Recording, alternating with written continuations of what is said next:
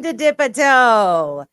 Hey, today we have Mr. Man joining us. Simon he's got a nighttime job right now, so he is going to be away for a couple of weeks. He's going to pop in during the shows, but we've worked this out where we're going to have some guest co-hosts, and today we are fortunate enough to have none other than Mr. Man co-hosting with us during this first hour. And then in the second half hour, we're going to have Keda come in, who we had last week.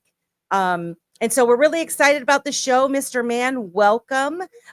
Please tell people a little bit about yourself, even though I'm sure a lot of our viewers know who you are already. How are you doing today? You know what? I'm loving life today. Today was great. I had gone for a run, a 6K run earlier, out one direction, and then it turned out to be a 3K run back from where my direction was at that point because I taken a longer way there. Today was fantastic. I got to do what I love in life, and now I'm here with hanging out with you. So that good time is just rolling. Thank you for having me on your show today. I am Mr. Man. To you guys that don't know, if you never seen me before, please get familiar with this face. There's nobody else like me out there. I like to look at the regulations, break down the regulations, and learn how these digital companies or crypto companies adhere to regulation and bring that to you in plain English. So I'm honored to be here today again with Melissa and joining you, helping you guys out with the dip a toe. Well, we're so excited to have you here. And yeah, if any of you, if you're not familiar with Mr. Man, you can follow him on X and YouTube at Mr. Man, right? And he is just an incredible wealth of information. He breaks things down in an easy way to understand and brings things to our attention that most of us overlook.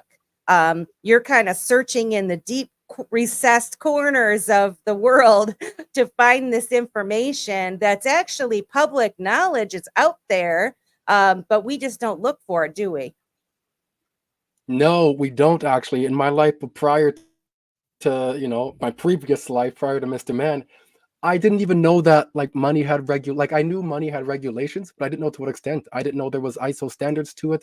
I didn't know what the standards were. I was just at the understanding that money was money, and you assume you know what it is as a tool. Man, I knew nothing until I started learning about regulations and going head first into digital assets, what they are, how they're interconnected, how the interoperability is working, and who these entities are.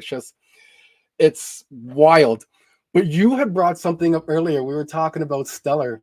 Actually, as we begin to dive into some topics here, you were talking about Stellar and the 3WC there.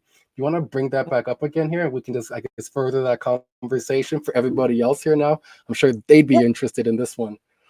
Yeah. So do you want me to bring up the website? Or so basically what we were talking about earlier. Maybe not yet. I don't know if you're okay. No. Well, so what do you want? You want me to talk about the World Wide Web Consortium? That the Web 3C? Is that what you're talking about? Yeah. You had taken a nice yes, please do. Yes. Okay. So earlier is there today, a delay between us right now? There might be. Okay. There must be. I think there is there must be a half a second delay for some reason. So earlier we were talking, and I actually was listening to Brad Kime's Digital Perspectives earlier video, and oh, actually we got Keda. Let's add her into this conversation before we get going here. Hey, lady, how are you, my friend? Can you hear me? Can you We hear me? can. Awesome Yeah. sauce. Hi. I We know can. earlier What's up, when I Keda? Hey, what's going on, Mr. Man? How are you feeling today? I'm doing great, loving life. Glad you're here with us. Thank you. I appreciate it. You gotta fill me on what I've missed so far.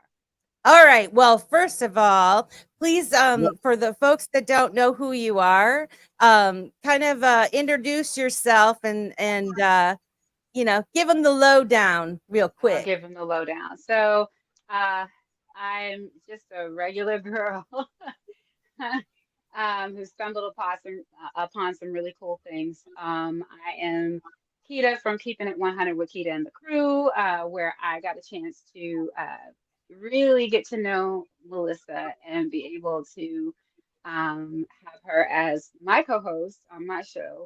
And now she's having, in kind, having me on her show. So it's been a wonderful thing. I'm a nurse by trade. I'm an oncology nurse, and I'm just a regular girl who fell into something really cool, met some great people, and trying to spread the love as much as I can and give as much good advice as possible. Not financial advice, of course, just regular advice. Yeah. Well, we're excited to have you back Thank co-hosting you. with us. Thank you. So earlier, Mr. Mann and I were talking about the Interledger Protocol Mm, and the World Wide Web Consortium. mm, And we kind of stepped into the W3C, which is the World Wide Web Consortium website. And I right. encourage all of you to look them up. Just search out World Wide Web Consortium. Yes. And we were getting ready to talk about some interesting things that I kind of found. Um, Hmm. so earlier today, I was listening to Brad Kimes' Digital Okay. Perspectives video, Right.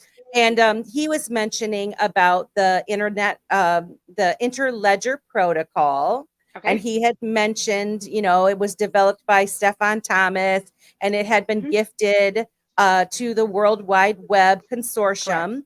Yes. And I every time I listen to videos, I want to search them out. I want to search out what they're talking Mm, about. So I okay. looked into the World Wide Web Consortium to see kind of who that was.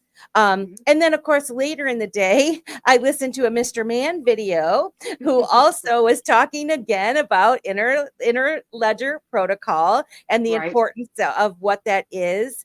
Hmm. And he had mentioned another fella had been talking about it who worked on it with Stefan Thomas Okay. together, which is, did you say that was Evan Schwartz, Mr. Man? That's correct. That was Evan Schwartz and Stefan Thomas. So these guys developed this piece, and we'll let Mr. Mann talk a little bit more about what interledger protocol is. But Mhm. basically, they developed this very important piece that is going to change the way that we exchange money with one another, buy things, all kinds of things. Um, do you want to talk about that, about what it is first, Mr. Mann, before I go into the World Wide Web Consortium and in the little nugget that I found, or what do you want me to do? Yeah, yeah, for sure. I So, can totally give like a higher level understanding that way people know what it is that we're actually talking about here. So Interledger is a protocol created by Ripple. So we have blockchains like the XRPL and XRP, the asset lives on there, and that's the people call it the gas fees, if you will, for the money, the mechanism that moves the money or creates the FX swap or facilitates the stable coin or CBDC in terms of swapping and assists with tokenization. But before the this ledger, there's another protocol which is called the interledger, and with this interledger, it can with this ledger, this digital ledger, it allows for interoperability and the connection to various other blockchains, and Mhm. this interledger protocol allows for the infinite scaling and any type of money or commodity or tokenized asset that exists allows for the swapping of that. XRP is one of the cryptocurrencies within that, and any other currency that you could think of. uh-oh, Uh-oh, you're kind of, you know what we're that sounds losing. like to, you know what that sounds like to me, Oh, Mr. I Man, that got you were something just going on here. saying? Still? Um, what I think that sounds like to me is the internet of value. Yes, for sure. That to me, yeah, that That's seems exactly to what it me, is. yeah, That's it just exactly what seems it is, like the because internet this of value, or the building block of the internet of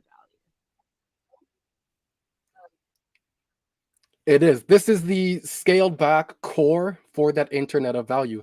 And this value. ledger that just does this one simple thing, which allows for infinite scalability by other Mm-hmm. mechanisms that will tap into it as well. Mm-hmm. It does this one thing well, and this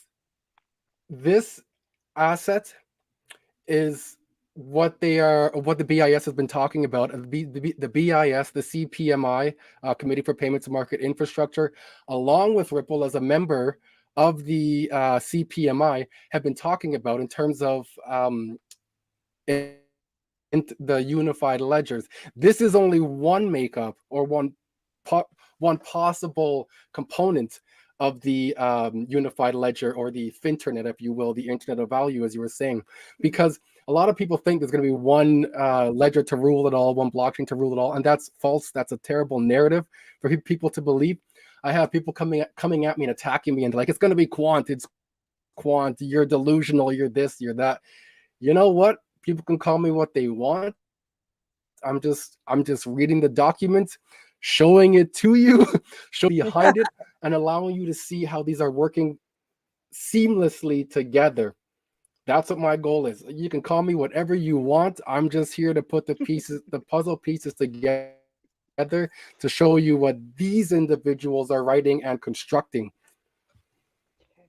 Oh, hey, I want to shout out. We I have see a my man hundred Bank and XRP showed up. That's awesome. Same with Nerdy. This is yes, I love Crypto it. Queen. We have 143, 145 people watching, joining us this evening. Nice. Our friend Becky is in here, Crypto Yeah. Queen, Nerdy Hey, X. Crypto Queen, I saw you giving shout outs. We want to say, what's up? How you Thank you doing? so much. Yeah, and so Mr. Man, this is the thing that gets me really excited about you and what you do, because you're diving deep into these things, and you're trying to make head or tails of it, make sense of it, and inspire people the reasons why they need to be excited about this and what's being developed and the opportunities that are in front of us. And part of the one of the things I wanted to talk about, as we progress into this topic, is those of us that see are very excited about what's coming, and we see opportunity to invest in these technologies that are being built that are going to be the future.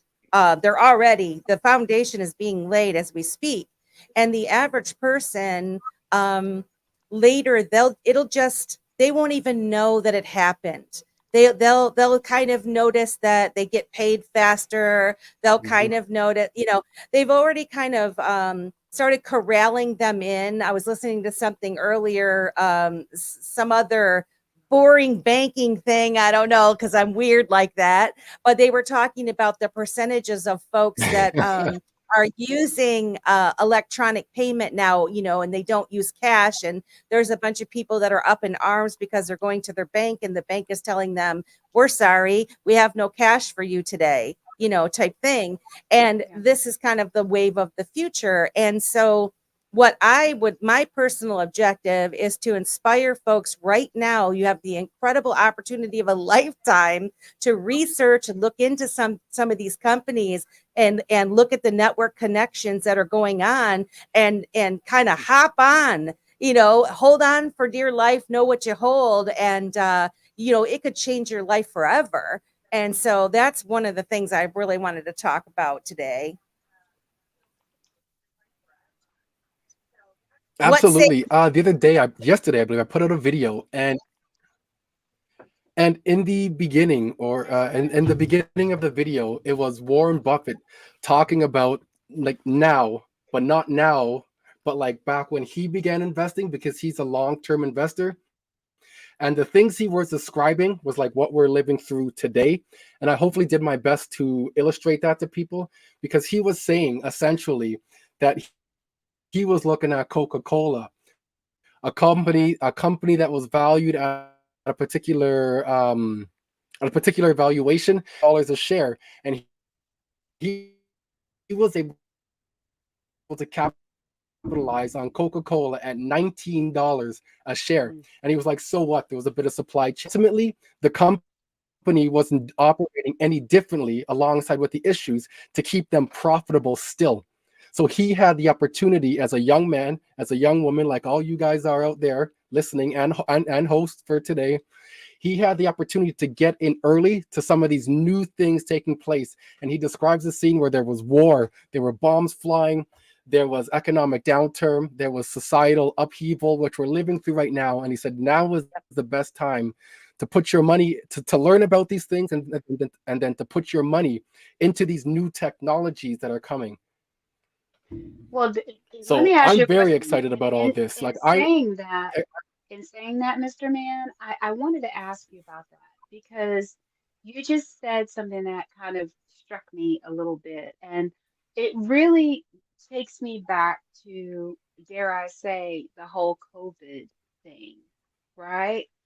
Because at that time, I almost feel like that was a test ground to see how much we would comply with going completely cashless.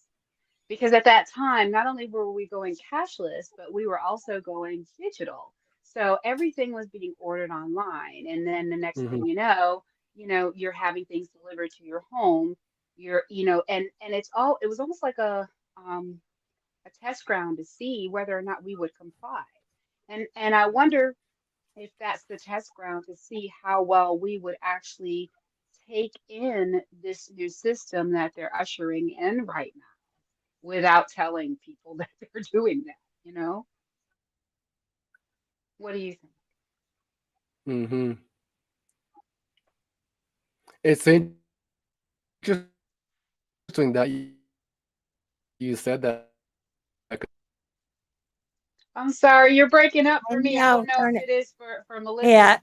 it I'm trying is. to hear what he's saying. It is breaking up. Hmm. I don't know. I don't know what's happening. It's probably maybe he has to like join with his phone, Yeah. even like you Like did. how it was with me. Yeah. Yeah. If you're on a computer, you might have to What's use your going on? phone. You're kind of breaking up a bit. So I'm not, if you were talking, we didn't hear any, we didn't hear Yeah, any of it. So I don't know if you want to, I know for yeah, myself, I'll I try my wasn't able to phone. use my Okay. computer. My phone worked easier for me. You want So me to drop you down while you do that for a second, Mr. Man? I think I'm going to do that. Yeah, please do that. I'll go. All right. All right. We'll let him figure that out. but what do you think No, about that, Melissa? I think you're exactly on something because in fact even I was listening. I listened to some easy listening type of radio as I'm driving real quick, and I'm noticing um, an uptick in even like I'll just say I listen to some Christian radio, like Hmm. spiritual music. Yeah. Take your pick, whether it's gospel or regular. And I don't do rocky Christian. I just kind of Yeah. listen to all those channels, and I'm noticing even folks on those channels are really starting um, to talk about the changes that are happening, but more from a like a funny perspective, like Right. laugh, like it actually offended me really, to be honest with you. Mm. They were playing the clip of the this woman that was in I think she might have been in Australia, Okay. trying to get money out of her bank, and Mm. they wouldn't allow her to withdraw the money, and it was it's a big deal, and they were laughing, and I think maybe it was uncomfortable laughter at the thought that you could go to your bank and actually have them tell you that no, you can't have this cash. Well, yeah, When but I you're mean, like, but Melissa, really? you got to think about it like this. You know, people don't read the paperwork they sign when they get a Mhm. bank account. They don't read it They because at sure the do. end of the day, the minute that you put your money into a bank account, it's not yours anymore. Yep. You That's have exactly right. you basically have a note that says you need to give me back my money when I ask for it. But I can guarantee you, if you had $10,000 in your bank account and you walked into a bank, they will not give you $10,000 because one, they don't have it there to give it to you. Right. Okay. They don't Exactly. have it. Yeah. They gotta order it. They gotta send over to the treasury to ask for it to come to the daggone bank. And you gotta wait 3 to 4 to 5 days in order for you to get your money that you work for. However, they feel like since we're holding it, let me hold a little something of that money. Because all they're doing, that's the reason why you get crappy interest rates, because they sit and take your money and loan it to other people, Yep. and they give you a crap amount of daggone interest on it. So Yep. those people feel like they can walk in there and just take the money. No, I think you need to educate yourself a little bit more on that bank account. You know what I mean? And I would say this too, the narrative that's being pushed right now is a bit confusing for some folks too when it comes to not being able to get your money, because I also know, let's get Mr. Man back up in here. I also know that, let's get this one out. There we go. I think that works. Hold on one second. I'm hearing feedback from Mr. Man's mic. I know personally, my bank, my PNC bank, they were kind of piloting I don't know if it's RippleNet or what, one of the first earlier banks that were getting on this faster payment network. And last year, or maybe even a year and a half ago, they started closing down branches and having, like, you can only go to the ATM, or you can go in there and talk about signing up accounts and whatnot, but there's no money, no cash. And so a lot of there's only a few banks that have that option for you to be able to go to a teller. Now, and so here's the thing. You guys need to pay attention or give attention when your bank is sending you a letter and telling you some things, because I can't imagine that they didn't give notice, because our bank did give notice that they were closing all these branches. And so you could only get cash from XYZ location or whatever. And so I think a lot of the bank closures have to do with getting into the new way of doing things also. Let's see if we get, how we doing, Mr. Man? I was gonna add to that. There was a video going around, I guess, the Twitterverse the other day. Supposedly some guy at RBC Bank in Canada, and he went to try and pull out money. Oh yeah, I heard And about that. they wouldn't pull out money. I had some questions about that still, though. I mean, I bank with RBC. I haven't come across that. I haven't gone to a teller personally in quite some time now. I do everything online now, which is convenient. Being in a small town, there's only two banks, and RBC is not one of them. But I mean, every time I've gone into a bank, I haven't had an issue yet. And You know what it is? It's probably the amount of money that you have asked for. If you ask, so say you walk in and you ask for $5,000, I can guarantee you they won't let you have that. If you ask, I think the most that you can take out at one time is going to be maybe 3,000 that they could give you in cash, because that's probably the most that they would be able to give you in person at that time without having to go through the treasury in order to get it. potentially, Um, yeah, I can yeah. see that. So, at the end of the day, and mind you, it's not even just that, it's just that they're also feeling high-handed enough to be able to ask you what you're doing with your money. See, That that's I an thought issue that to was me. interesting. Yeah. What business is it of yours what I'm doing with my cash? It's my cash. I should be able to buy what I want to buy with my cash, especially if it's not illegal. Leave me alone. It's none of your business. I Just shouldn't have to tell you that. just looking at it critically though, like I'd love to see what happened before and after, because the video stops at like a critical point. And then I Yeah. noticed that the bank teller was, when she was giving him back his ID was a passport, a Canadian passport, mind you. But it's like, well, why are you at the bank with a passport? What is going Yeah. on? Why are they viewing you now as money laundering? Is that what it is? Because I mean, That's fair too. if there's another view behind that, I'm trying to keep an open mind to it, And as opposed I to do just too. what we see, you know.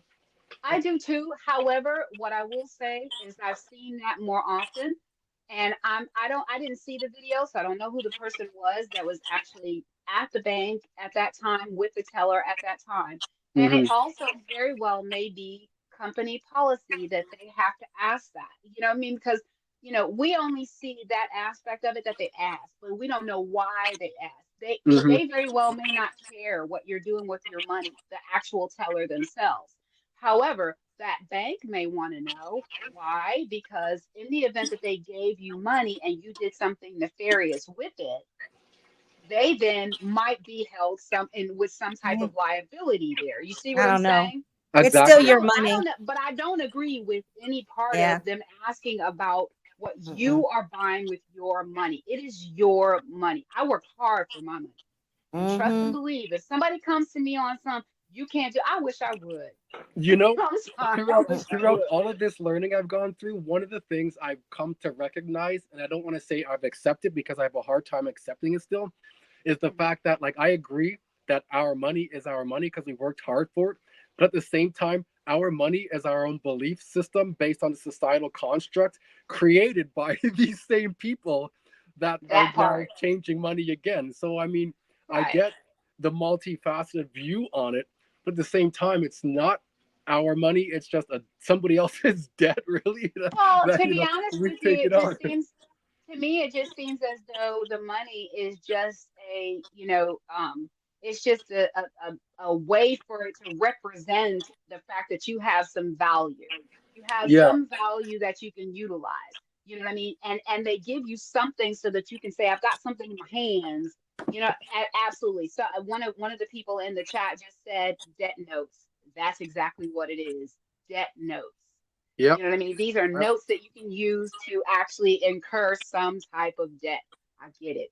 I like it.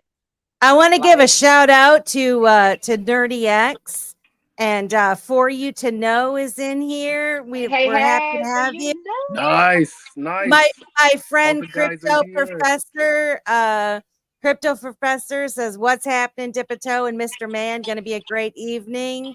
And then my new friend, Money Paradise. I Hey, forgot to hey. dip a toe and dove in instead. How you doing today, beautiful people? We're doing fantastic. And so this whole conversation, kind of getting back into the reason why we're excited about learning more about this space and what it can actually mean for us. Um, the whole technical aspect of, what is internet ledger protocol and all these things, most people don't give 2 cents about it. They don't care, but it is going to make a difference in their lives going further. And Yes. so, how can we inspire people to give this a little bit of more attention? Mr. Man, what do you think the possibilities are out there in terms of giving this a little bit of research? What are you thinking? Well, I would love if, like, I mean, everything that I post, I provide links to it, and I do that purposefully, not just to show that I'm doing like legit research, but the fact is, I want everybody else to continue that research so you can see what's going on and see and understand the importance of all this. I mean, this legitimately is a once in a lifetime thing, and as Raul Paul says, don't f this up. You Don't know, have it like up. there's no do over. There's no the Yeah. first time the internet came in. There's no the first time, a second time to when Bitcoin came in. There's no a third time to when cryptocurrencies are coming. It's just you gotta wait for that next thing. And the what's really insane about this one, this is a dual, um, um, what's what I'm looking for there. This is anyways. This is a dual, like two things happening at once, right? This Oh, is this is Oh, dual digital currencies happening. circumstances. Yeah. Hmm. This is digital currencies, cryptocurrencies, and this is also AI revolution here. This is two Mm, things happening at gotcha. yes. once. So when crypto Yes. takes off, behind the scenes, you're gonna have an automation taking place within Yes. these interledgers, as the BIS calls it, within Yes. the unified ledgers. There's auditing process that happens. There's monthly audits that happen. There are connecting blockchains that are now taking place automatically. You have so for instance, let me just give a quick breakdown of this. Now I got this just spooling in my head. You'll have interledger, which now can flow through the bank ledger, which is, as I see, I'm sure there's others. There is the XRPL built on top of that. That infrastructure. You have the silo and what's known as the RippleNet. That is now, there's a rule book between the central banks that have partnered with RippleNet, with Ripple, to utilize this software, because that's all it is just software. Like turn on your computer, you see Windows, you see Mac, you see Office, you see whatever it is. That's all just software.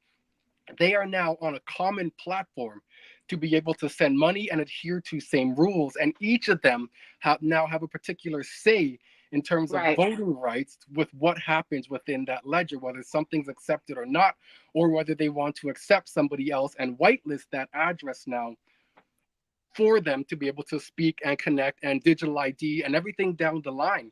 And then you have chains like the network of network, or the blockchain of blockchain, sorry, Cosmos. Cosmos now is the interoperable ledger. And on there you have things such as XLR. Ripple had come out with a partnership with XLR, which creates the interoperability. Cosmos as a whole and their SDK allow for that interoperability to exist. So what they are essentially a contractual blockchain construct. So for RippleNet to now send escrow money or currency on their blockchain, for it to go to another blockchain, there has to be a contract constructed that this exists here, this funds exists here, and we're going to move it to this next blockchain. There's a contractual agreement between both blockchains, and that contractual agreement is done through Cosmos. They are the blockchain of blockchains. And then for that agreement to exist within those two, you have what's known as Polkadot. Polkadot allows for parachain, which is the interoperable contract between the Cosmos SDK and say the XRP ledger. So you have like, it keeps going down and down and down. I haven't quite figured out, other than the 3QI or 3BI in terms of insurance and auditing blockchains and artificial intelligence blockchains that'll be utilizing it from the core level yet. But I'm looking for them, because I want to put together this unified ledger and this ecosystem so people have an understanding of what's going on. Because when I was born into, like everybody else, born into money.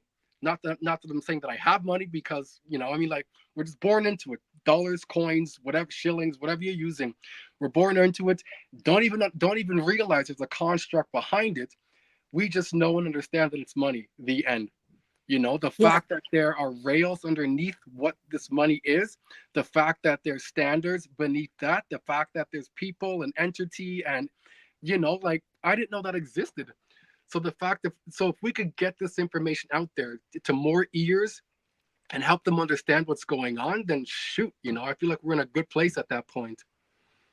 I agree, man. Okay, guys, this is why I love Mr. Man, because straight fire for how many minutes now, and it just rolls off because you're immersing yourself into this and you have an understanding of it and you have passion for it.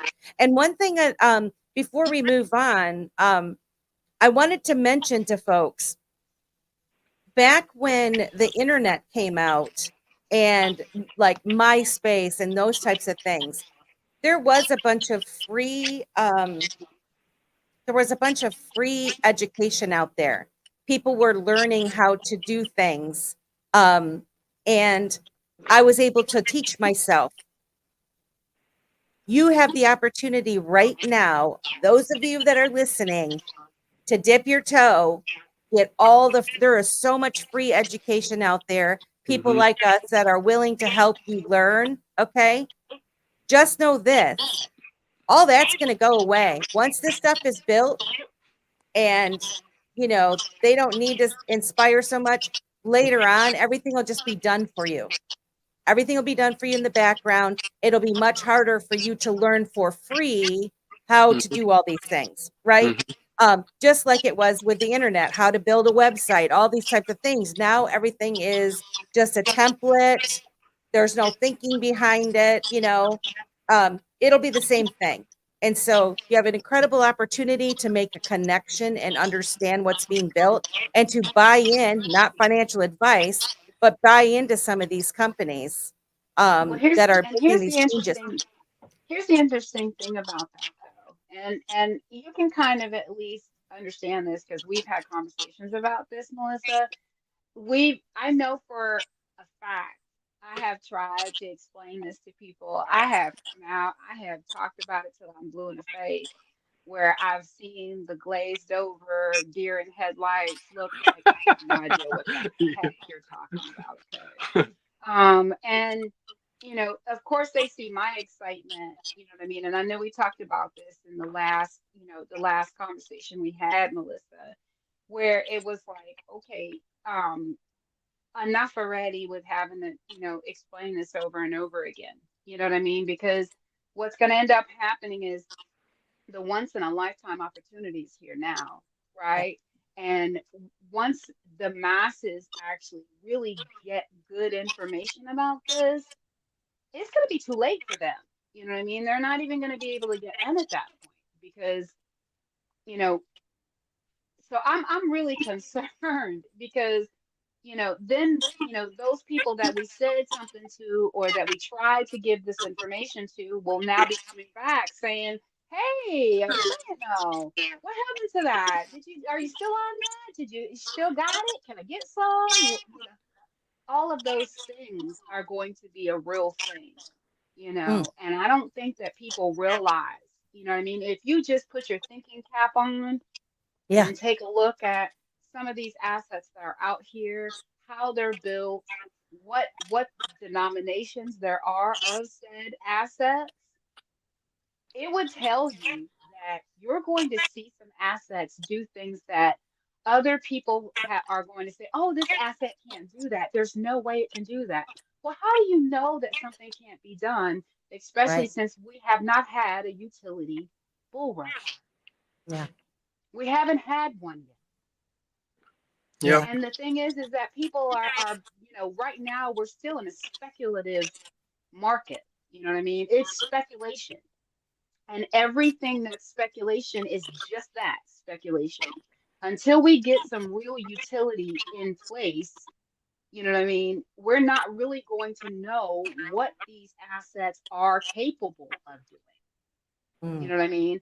And and yes, one of the people in our chat did say we also need the regulations. Until we get regulations in place, you can forget it. You're not going to see the price movement you think you're going to see.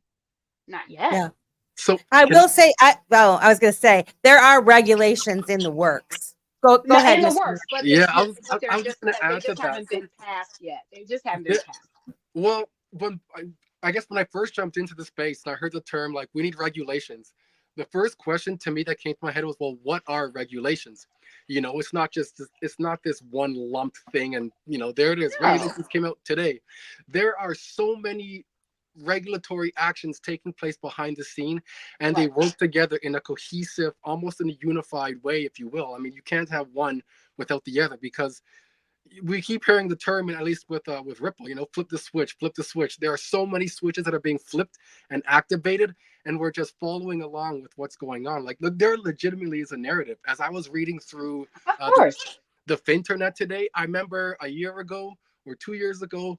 This is my conspiratorial side now. Mr. Poole had come out. We all know Mr. Poole in this community here. He came out with this one tweet, and there's this image of this guy jumping over like a gap, and it says, "Make a leap or a major leap or something in that, and to that Hmm. manner." And just reading through the Finternet and the this new interledger, they've used the word leap so Hmm. many times, and it's like it astounds me. The same lingo that all these entities are using, Ripple included, Stellar included, these Hmm. ISO coins and companies, not coins, but these ISO companies that are adhering to regulatory framework, utilizing the same language. They all hang out together. When Saturday comes, they're like, "Hey, how's little Sarah doing? You want to come over for a barbecue, man? Yeah. I got some weenies. I'll throw those on." They all know each Well, other. but not only do they know each other, but they're homies and pals. They've known Yeah. each other for a very, very long time. Vitalik was in somebody's house on their daggone couch. Yep. You know what I'm Yep. saying? So it's not a matter that they don't know each other. Absolutely, we know Jeff McCaleb worked with David Schwartz and worked with Chris Larson when it came to Ripple. You know what I mean? Yep. So these ties go deep, right? But at the end of the day, they all are working together. Don't get it twisted, okay? They're Don't get, all working together, okay? yeah. They all are. You know what I mean? And Hmm. one of the things that I do want to say is that in a lot of instances, people forget, and I'm only speaking on Ripple. I'm only going to speak on Ripple and XRP. Okay. What I will say is that people seem to forget that Ripple is a company. Okay. Ripple is a company. Brad Garlinghouse, Chris Larson, Stuart Alderati, all these people work for Ripple.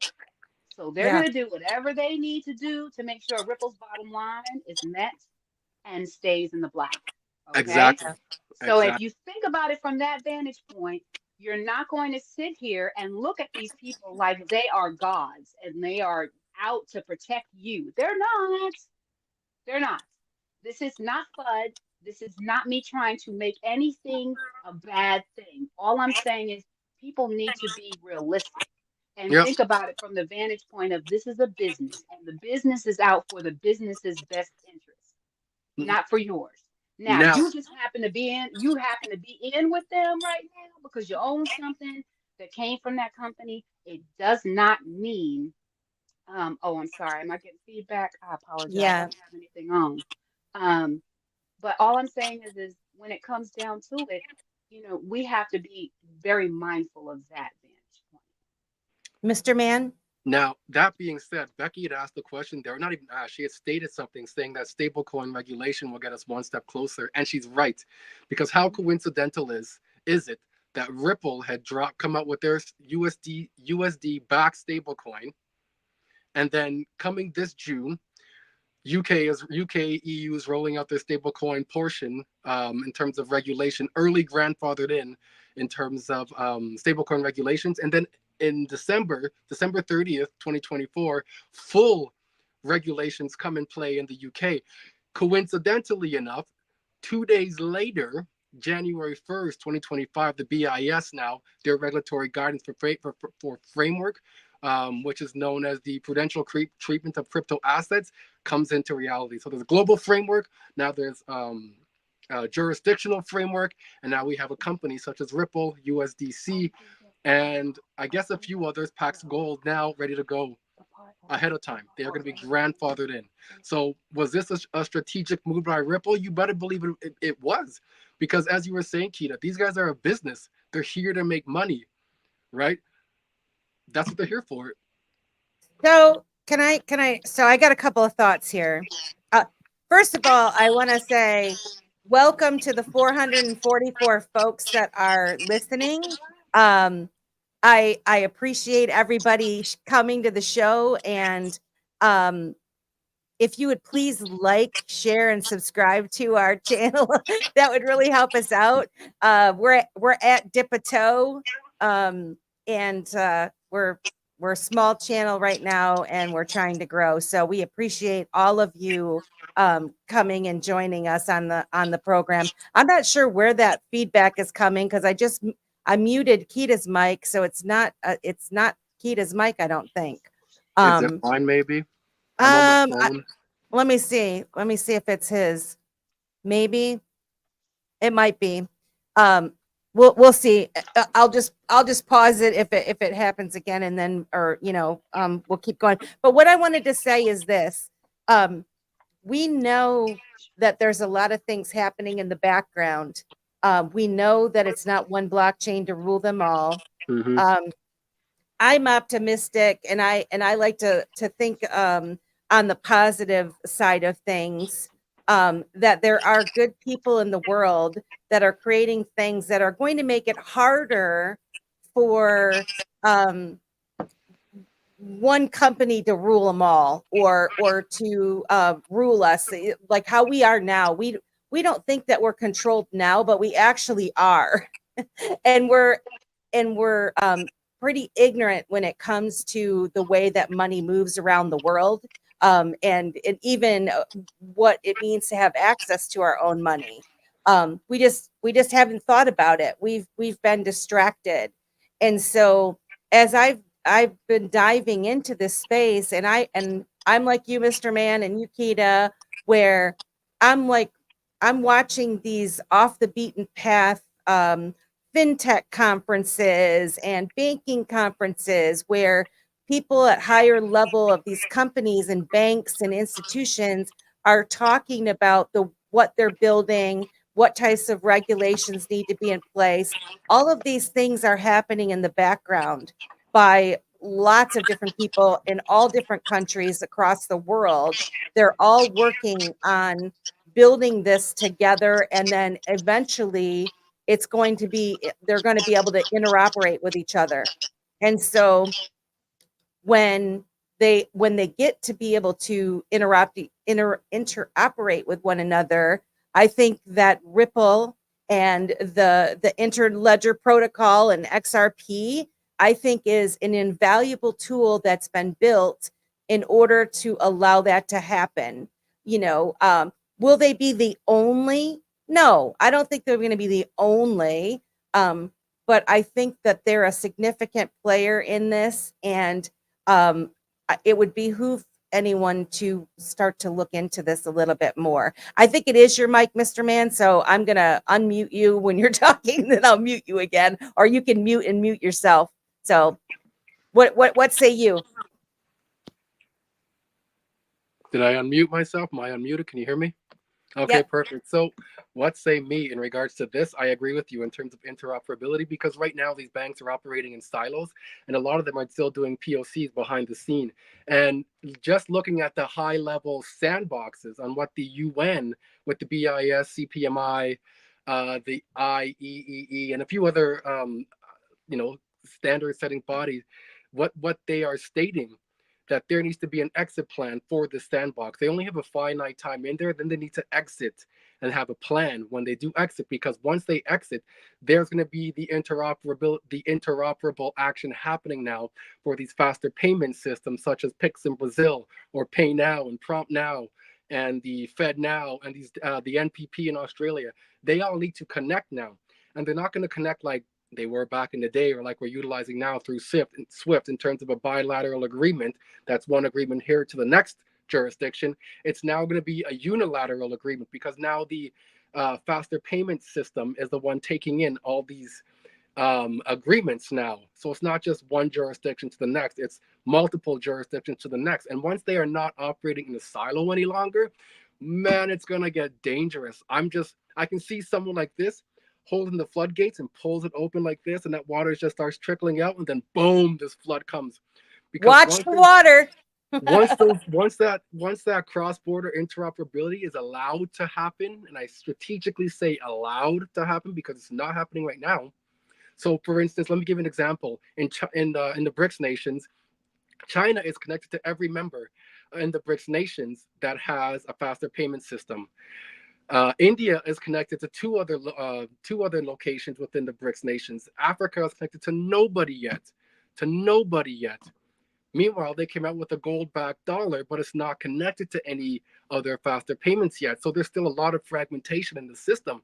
So once this connection happens, and these CBDC-backed stable coins, aka stable coins, are allowed to exist, it's going to be dangerous. And one of the things a lot of people don't recognize is CBDCs. That term I can see falling off later on. And the reason I see that falling off, because there's a term in Project Aurum. They describe Project Aurum as light gold, and they talk to the two-tiered system. But the coin that's light gold, it's a CBDC backed by a stable coin. So picture the stable coin that's backed by commodities. now wrapping it, and they called it a CBDC backed stablecoin. But the actual term that they use definitionally is just stablecoin. So when you see a bill like the U.S. coming out and they're saying we're not going to allow CBDCs, no CBDCs here. That's why, because they're not called CBDCs, they're called stablecoins. They are CBDC-backed stablecoins, and that's how they can get away with this stuff. So there's different architectures for stable coins. This is gonna get so cool. It's gonna get so cool, man. Sorry, I had to geek out there. Sorry. You know, do you have anything to add to that, Keda? Because Mr. Man has about 8 minutes before he has to exit, unless you can stay longer. But I wanted to make sure we were able to touch on our World Wide Web find Yes, that we talked about earlier. Go back to that. Yeah. I think it's very interesting because I think what you said there was very, very key. Is that right now we're so early, right? That we're in the infant stages. We don't even really have definitions of what we're working with right now, Mm-hmm. you know. And until we do, we're still talking about different types of verbiage. Like certain people say cryptocurrencies, and then other people say digital assets, right? So for someone to say CBDC and just automatically just make that the overarching umbrella, which is basically what it would be if you call it a stable coin, which is what it basically is. And you're right. You know what I mean? At the end of the day, it's going to be a situation where they don't even say that anymore. They're just going to say stable coin. So I do agree with you on that, Mr. Man. Mm-hmm. Yeah, and All right. eventually, before we switch topics, I see the term stablecoin going away too. I just think they call it a digital dollar or the USD or whatever the heck they're going to be called, like USDC. People, the non-you and me of the worlds that are not watching this, they'll just know it as the digital US dollar. Or That's I got some exactly right. dollars in my wallet. That's it. The more we learn, and the more this gets out there into the public through commercials and whatever, the space is going to get so convoluted that we have been gifted the opportunity to learn who these people are and follow what's going on. The people after us will not. It's going to be so convoluted and they're going to have no idea what's going on. They're just going to they're just going to be born and think the same thing I did. I got $1. The end. But you know, but this is our opportunity, because much like when I came into this space and I stumbled upon the Mike Maloney's and the Bill Stills of the world, right? That explained what money was and the history of money. They documented it. And they taught me what happened.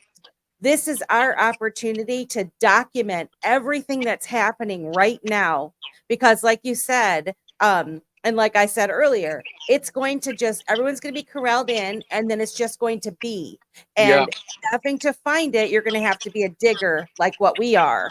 And it'll be more difficult. But we have the opportunity now to learn about this, educate us, and document it so that in the future, people will know.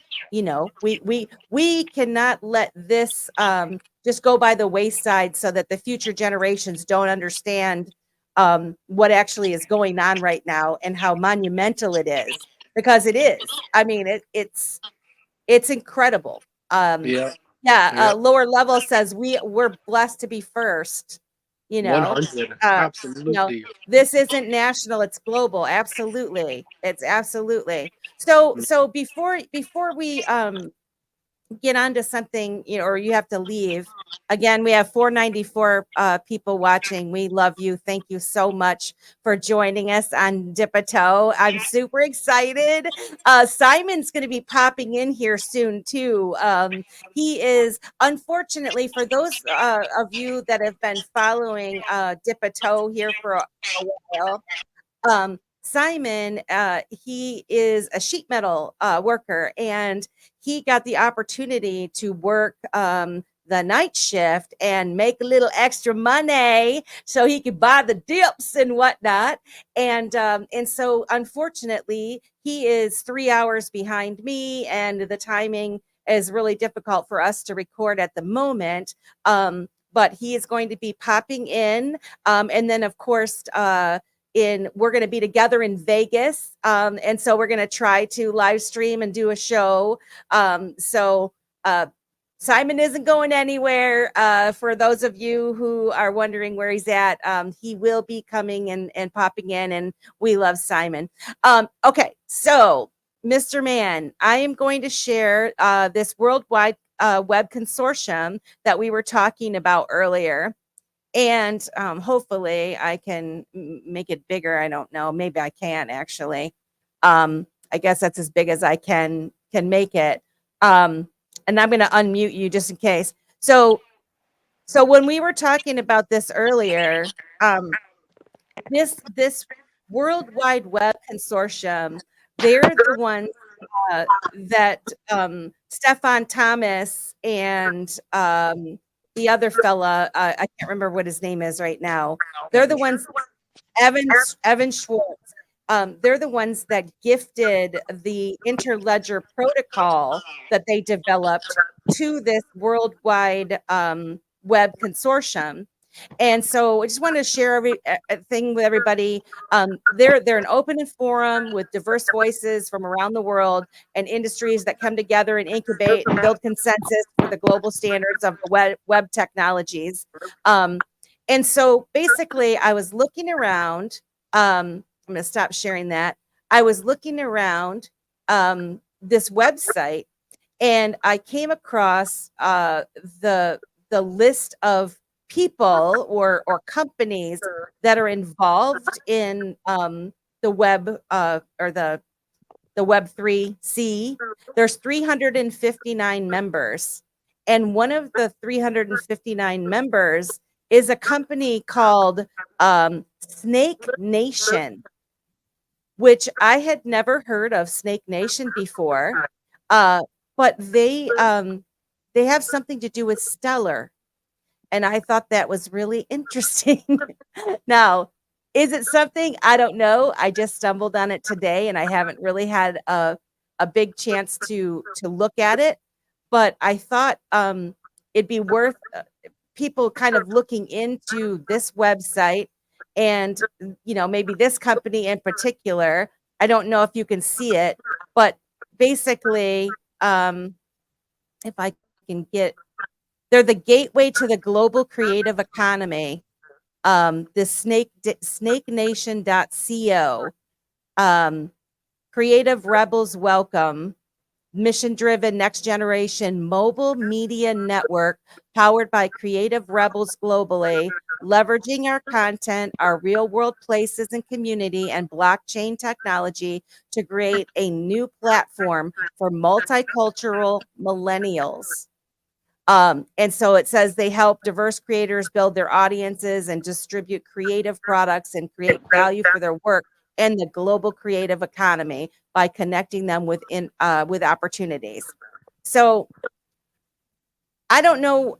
I'm just saying, this is, if you, when you're researching and you're looking into these things, I heard about the World Wide Web Consortium, didn't really know much about it, started looking at their website, started looking at who their members were. Those are the companies, the people that are involved. Those are what you need to pay attention to or give some attention to, because they're the movers and shakers of this. They're the ones that are building these products, and chances are they're going to be something significant. Will all of them be significant? No, but a lot of them will. And the fact that you don't really hear much about them, but yet they're out there, it always is my suspicion. What do you think about that? You want to take that one, Keda, and I'll jump on afterwards? Nope, it's all you for the moment. Rye Guy, welcome, Rye Guy.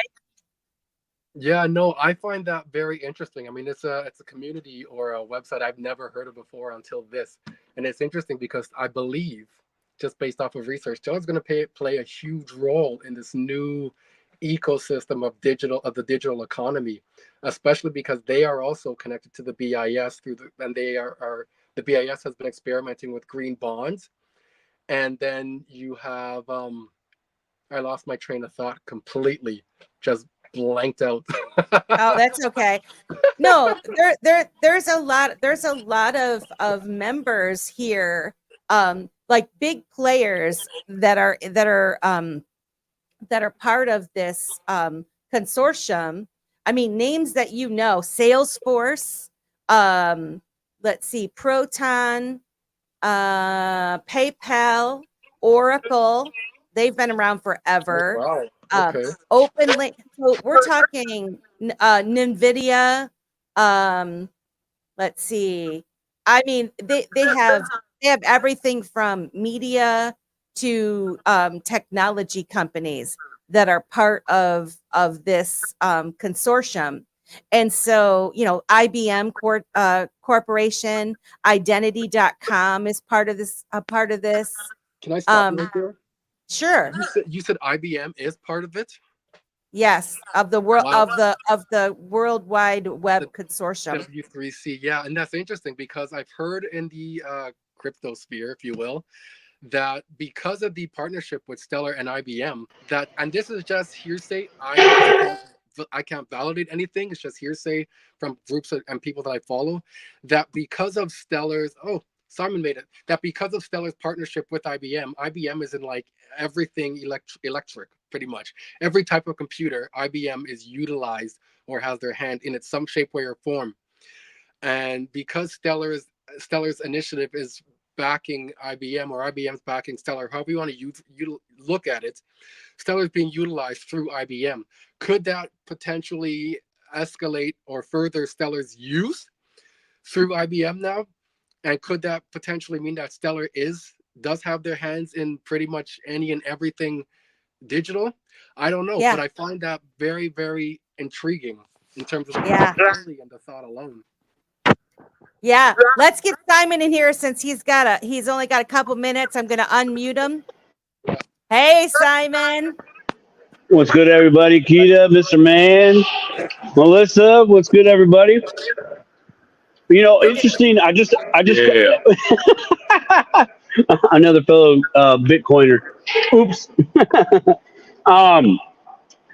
It was interesting what you guys were just talking about because in my time in the crypto space, Stellar has always just kind of been there, like halfway in the shadows, so to speak. And I don't mean that in a like a sneaky way per se, or being devious or anything like that. It's just like you get little blips on the radar screen of like, oh, there's Stellar again. That was kind of random. Versus, you know, Do you see these lips in this face? Come on now, Simon. You know I'm calling you out on that one. Come on. We already know that Michaela was in there with them people with Ripple, and then we have not seen them one thing come out about XLM, Jeb McCaleb, or any of that. I'm just saying, and I'll leave that's it at but that. see that's what I'm talking about. All of a sudden it's quiet, and when it gets real quiet, it's about to go down.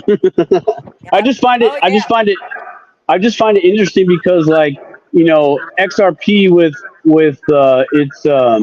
its army, with Ripple, with a lot of media by side comparison that's there, and then all of a sudden, like, you'll hear just a little whisper about XLM. You're like, what's going on over there? Y'all be too quiet.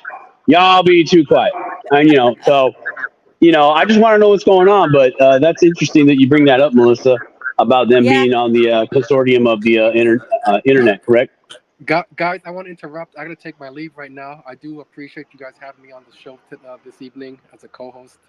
It's been wonderful. You've been wonderful. Thank We you, love Mr. you. We'll Minion. have you back again for sure. We appreciate you. Mr. Man, before you go, brother man, I'm going to connect with you on that IBC thing. We're going to be having something coming out soon. I'll talk with you privately on that. All right, perfect. Look forward to it. Okay, brother. Bye. We'll talk to you soon. Later, you guys. Bye. Oh, That's that weird. was awesome. I don't know where my camera. I know Mr. Man's fired. Isn't he fired? Keda, what do you think of Mr. Man? I love him. Yeah, he's a gem. He's dude. Like, you try to keep up on just his content alone, and his mind, man. Oh, it's amazing. I love the way he makes connections and he breaks it down. Yeah, it's cool stuff. So what Yeah, else y'all talking about? so I'll have to share. I'll just have to share with you later the links that when I started looking into that worldwide consortium, web consortium. And it was funny because I had heard Brad Kimes talking about it, digital perspectives, and then I was catching up on one of Mr. Mann's videos where he's talking about the interledger protocol. And the only reason I looked it up in the first place is because Stefan Thomas and Evan Schwartz had developed the internet interledger protocol and donated it to this, a World Wide Web consortium. And so that's when it made me go, well, okay, so it donated it to them. Who are them? Who's they? And started looking at all these companies, and I'm like, oh man. And now it would be interesting to take that list and then take the list from Citizen of the Future or the XX 113. Oh yeah, At that map, and I guarantee you there's some crossover. I'm sure Oh man, Keda, have you seen what Melissa's talking about?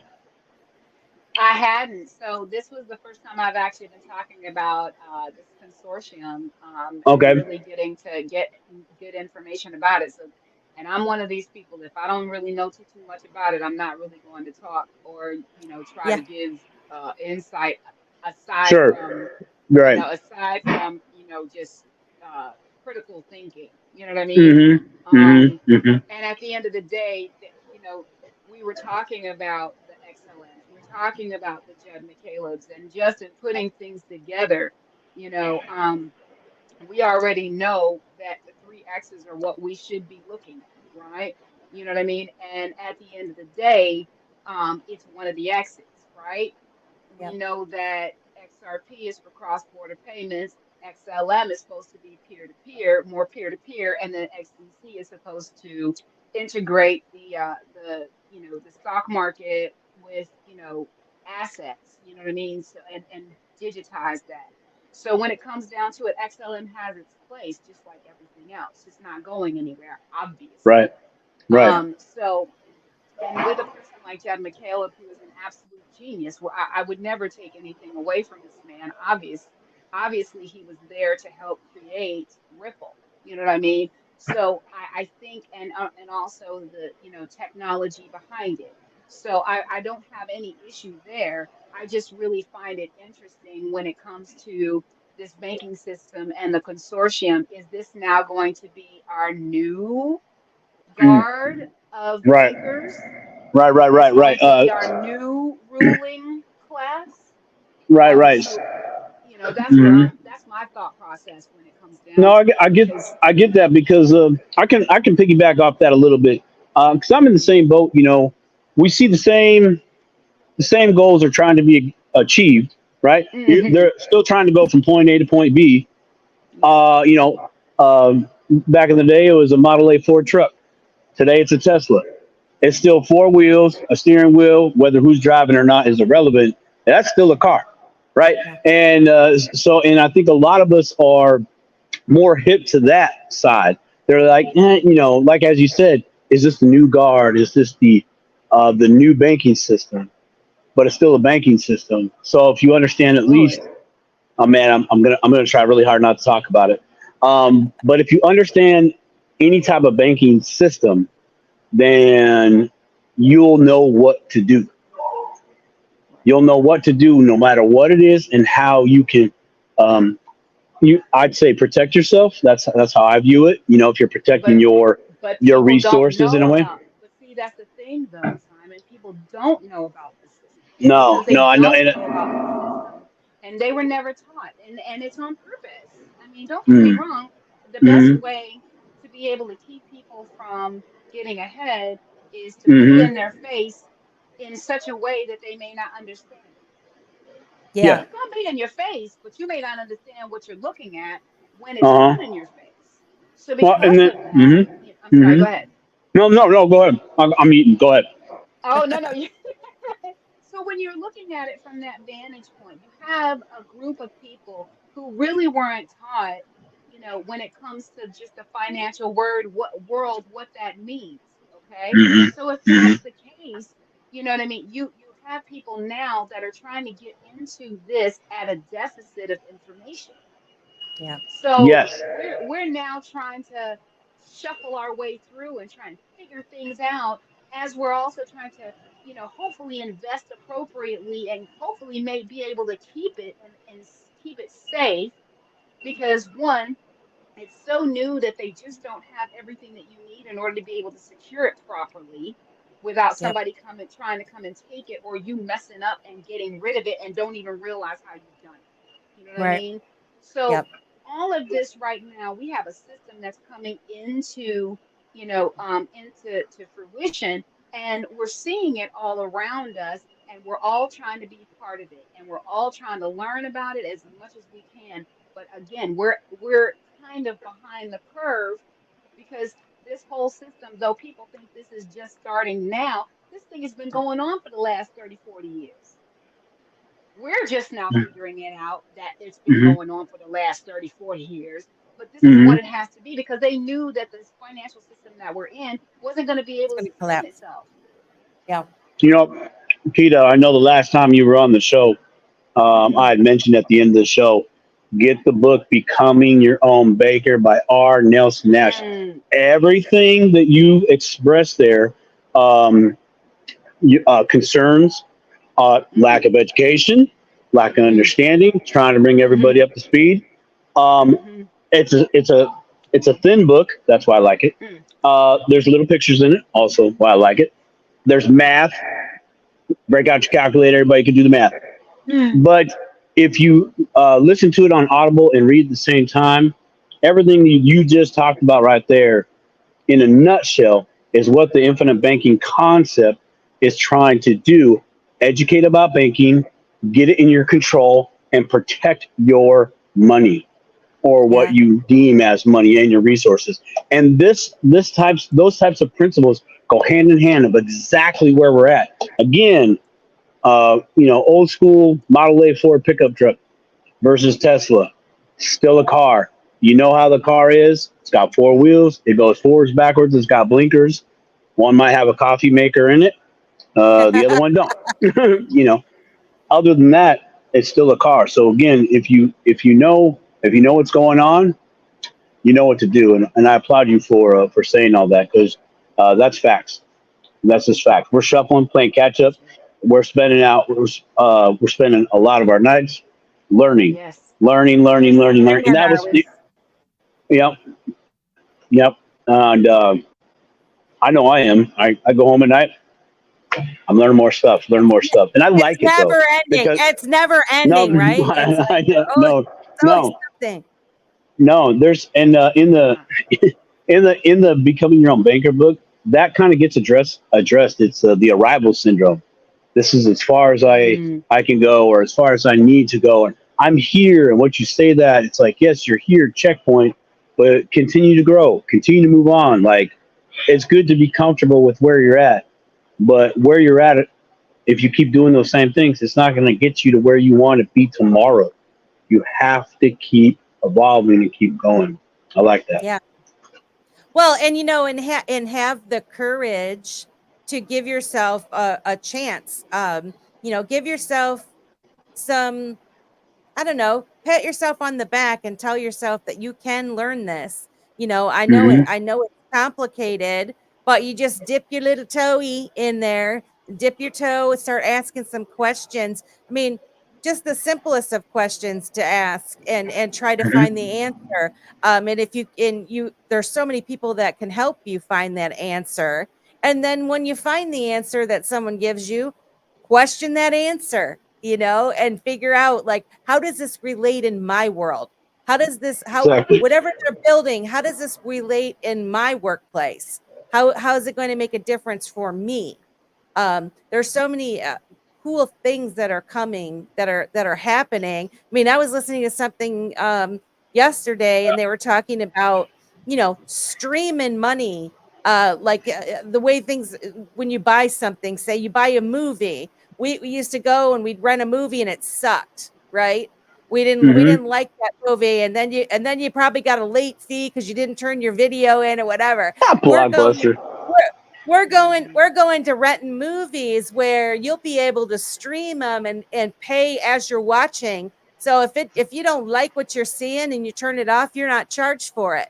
You know, we're going I to a like that. system, a world where they're not going to ship a whole bunch of shoes. This is from Alan. They're not going to be shipping a whole bunch of shoes that maybe people are going to buy, maybe they're not. They're going to be making them as the orders are coming in. Yeah, on demand, on demand, Real time.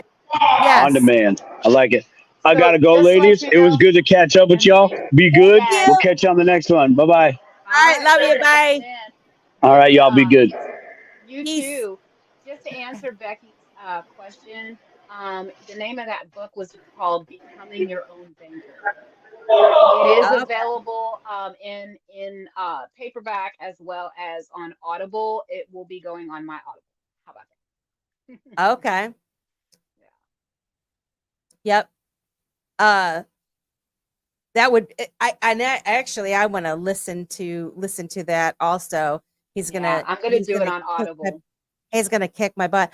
My thing is I listen to so many different things. I was gosh, there's an account much like Mr. Man on Twitter. I think it's a 801 XRP. He or she posted this Peterson Institute. He took the time, or he or she took the time to put like 4 different clips on there of information, and then posted the link to the actual full conference they were having. These are the things that I listen to at, like, the vision of the future for the financial system, this type of stuff. And then I listened to the Frankfurt School for it's like technology. They're out of Germany. I registered for one of their free conferences, and I mean, they just have the most intelligent people, just really normal people that are explaining all this stuff, and I'm learning a lot. And so a lot of times, if you're in this crypto space, there is a lot of fluff. There are a lot of people that are pushing, their meme coin, or pumping the price, spreading FOMO and things like that. But if you're really starting to dive into it, if you kind of search, like wade through all those type of folks and really dive in, you will see what we're trying to tell you. And that is, there is a foundation being laid right now. All the groundwork, all the infrastructure is being built for the most awesome way of being able to pay for things back and forth worldwide. It's going to transform everything in the way that we interact when it comes to money. And so, I mean, I'm still, lower level says, Schiller's everywhere. Amen. Yeah. Amen. Yes, that's true. It's I don't know. But so we got about 40 minutes. You had some things that you were interested in talking about this evening. Yeah, I was kind of interested in some of the things going on that we've seen so far this week. There's the Bitcoin halving that's coming up on the 20th, which is this Saturday. And as a person who's not really well versed in Bitcoin itself, and I'm not speaking ill of it at all, I just don't really know how all of that works, the halving, why it is a big thing and why it's, huge, how that will affect the AMM, how that will also affect just the digital asset space as a whole. And because we know that the last halving, from what I understand, was prior to it getting to its all-time high. So I'm just, I'm just, wondering, okay, how is this now going to affect the space, is what I'm really thinking about. I mean, I keep hearing you know, and I'm no expert on Bitcoin myself, but I do see a lot of folks talking about it, and you know, generally the price does go up. And you know, from what I understand, a lot of them are expecting it to go, you know, well over $100,000 or whatever. Um, Mhm. and then the fact that you have the Bitcoin, the spot Bitcoin ETFs. Um, Mhm. so I just think about it logically. If the halving means that they're going to produce less Bitcoin then until the next halving, and it'll halving again, and it'll be even less that they're producing, which Mhm. means there's less being put into. Scarcity, basically Mhm, scarcity of the Bitcoin, which then makes mhm. it more valuable, which I totally understand. And, you know, I, like I said, I'm really not in it to know whether or not this is even still a thing because, you know, I have a family member who was mining Bitcoin and Ethereum, you know, Mm, and people are still mining at this point, mhm. you know. And, when I was looking at it and just thinking about just the carbon footprint that was happening with all of the mining that was happening for Bitcoin, and then people will say, okay, well, now it's green. And I'm like, is it really? But I don't know. I I don't know. think it's I would just say to you that digging in a little deeper into the things that are being done as far as Bitcoin, I would say they are definitely making strides in that direction. And there's a lot of people. It's very interesting because there are, you know, pro environment type people that are pro Bitcoin, and they Hmm. are trying to develop ways to make it carbon neutral, or you know, Right. think about innovative ways that they can harness the wasted energy and things like that. And so I do think it is I do think it's a good opportunity for development in energy, different ways of creating energy or using energy more wisely, I guess. Right. But with as far as the halving goes, and knowing that the price goes up, and knowing about the spot Bitcoin ETFs, and BlackRock's buying Bitcoin like daily, they're buying Yeah. all these institutions are buying it. And so I think personally what's going to happen, those folks like your friend or your brother or whoever it was that was mining the Bitcoin, Hmm. people that had Bitcoin when it was very low price, um, they're going to sell probably. So a lot of them, unfortunately, will sell. Now, maybe it will be something that'll be life changing for them. Um, but I think that the further that we get down this road when it comes to Bitcoin or any of these assets for that matter, um, it's you might not be able to buy it back is what I want to say. Mm. And Mm. so I guess I not financial advice, but I would just say to anyone thinking about doing that, um, maybe really look into where you would put that money. Like you put it into an asset that is stable, maybe a business opportunity or something that's going to make you money. But Mm. you know, you might be kicking yourself in the butt if you cash out because you made X amount of dollars from something. Yeah, girl. And then, you know, when it's time for retire and you look at the price of what these things are going to be, and you're like, man, I shouldn't have went on vacation with that Bitcoin money. Well, see, You the know what thing I'm about it saying? is, though, and it's one of the things that we talked about quite a bit now, Melissa, because we did say, you know, we have a space of people who really are looking at, okay, this is a life-changing opportunity. Yeah. Okay. But let's talk about it and let's be real. Okay. Some of these people have never seen the zeros that may come after the first couple, 2, 3 numbers that they normally looked at when they look at their actual wallets. Okay. And if that's the case, and you have multiple zeros behind whatever your account, you know, whatever your Girl.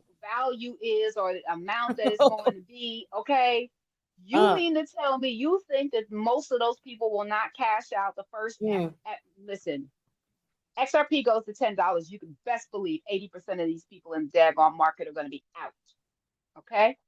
Great Let's be Titan said, real. let's go, Keda. Drop those Hey, gems. That's what I'm saying. it's the truth, though. I mean, think about it. These people have never seen this amount of money, right? Yeah. And if Nope, that's the exactly. case, or this amount of value that they can utilize in any way they see fit, right? If it's a situation where you think about one XRP having 1 million drops, think about the fact of what happens if one drop is $1. What does that say to you? Okay. Same thing with Bitcoin. Yeah, same thing with Bitcoin. You have Same 1 thing. million Satoshis in one Bitcoin. Okay. I know a little bit about Bitcoin, just a little bit. But what I'm saying is human nature says it all, right? And if your nature is for you to be flashy, braggadocious, all those things, what do you think that 1 million drops in one XRP is going to do for you? How do you think you're going to react? What do you think you're going to do? I guarantee you, $10 comes around and they are going to. This is where I think so now we're kind of talking to the folks that are watching. Probably most of the folks that are watching this are involved in crypto in some way.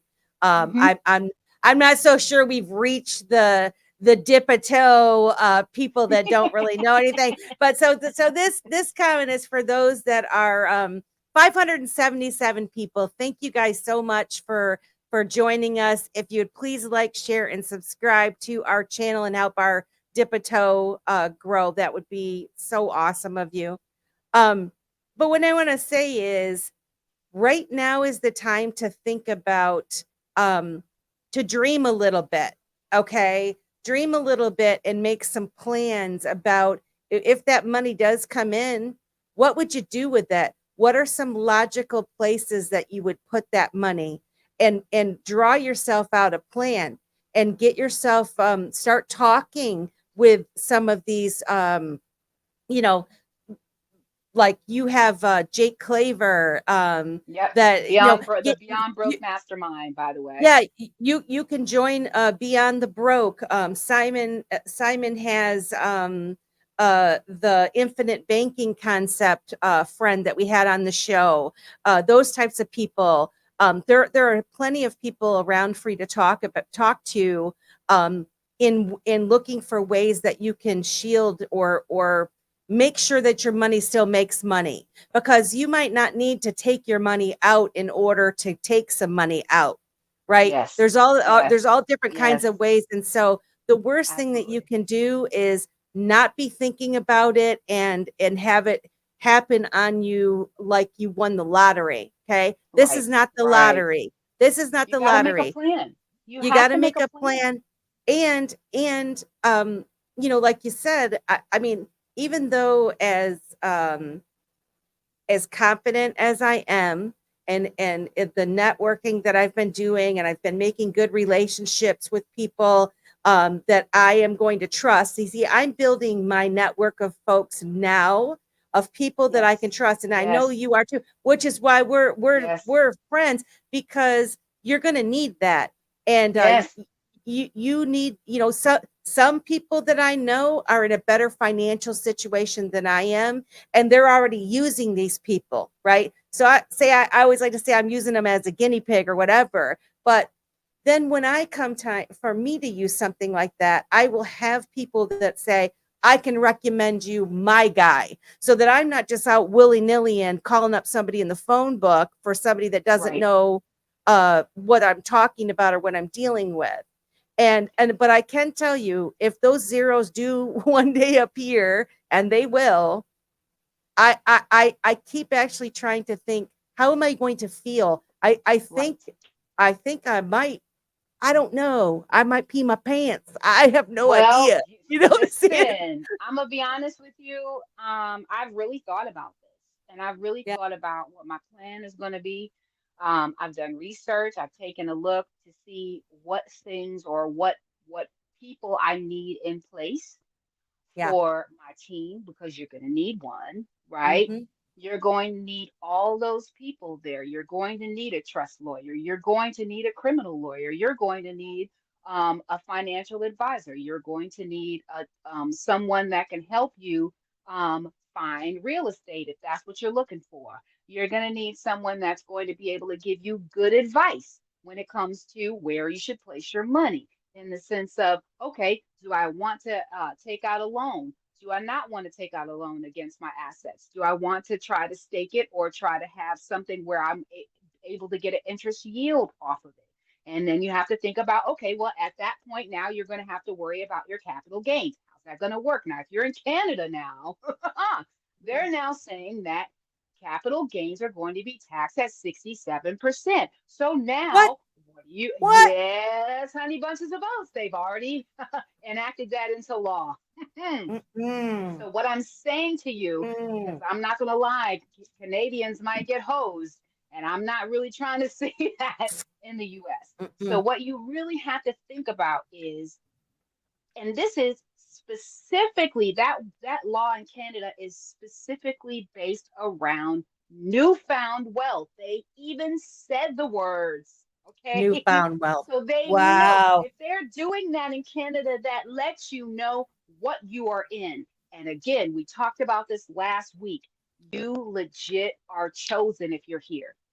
You're Mm-hmm. hearing our voices, you're hearing the message, you have the asset, you were chosen because otherwise, if that was for everybody, they'd all have Yep. it. Yep. Okay. Yep. Yep. So get ready, buckle your seat belts, Well, put your butt cheeks together or something. I don't know.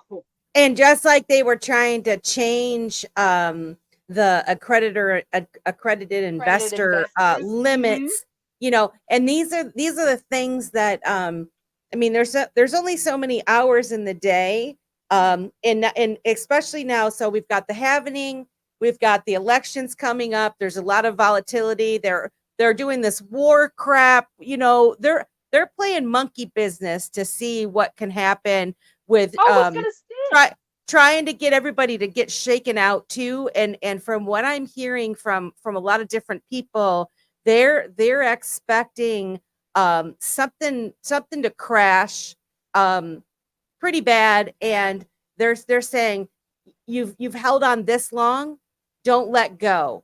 Don't Yeah. you know, if you have done your own research into, and I'm not going to tell you what to invest in. If you've invested into something that doesn't have any utility and doesn't do anything, you might want to rethink that. If Mm. if you're investing in meme coins because they were 0.00001 and you think you're gonna make money by dropping a 2 or 3 zeros and all of a sudden you're gonna be a millionaire, you might wanna rethink that, or you might want to make sure that you have an off ramp or that you're able to actually even sell.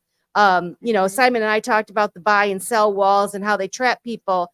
And what they get is these people that get excited, thinking if I put in $100, I'm going to be a millionaire tomorrow. And that's how Yeah. they get you. And then they Yep. cause all this chaos. And the people that did put in, you know, actual sums of money into some of these other things like XRP or Bitcoin or Ethereum, XLM, you know, any of those types of projects that have been around and that are actually building something that has utility or that is going to be a store of value or whatever, and not a meme coin that does nothing.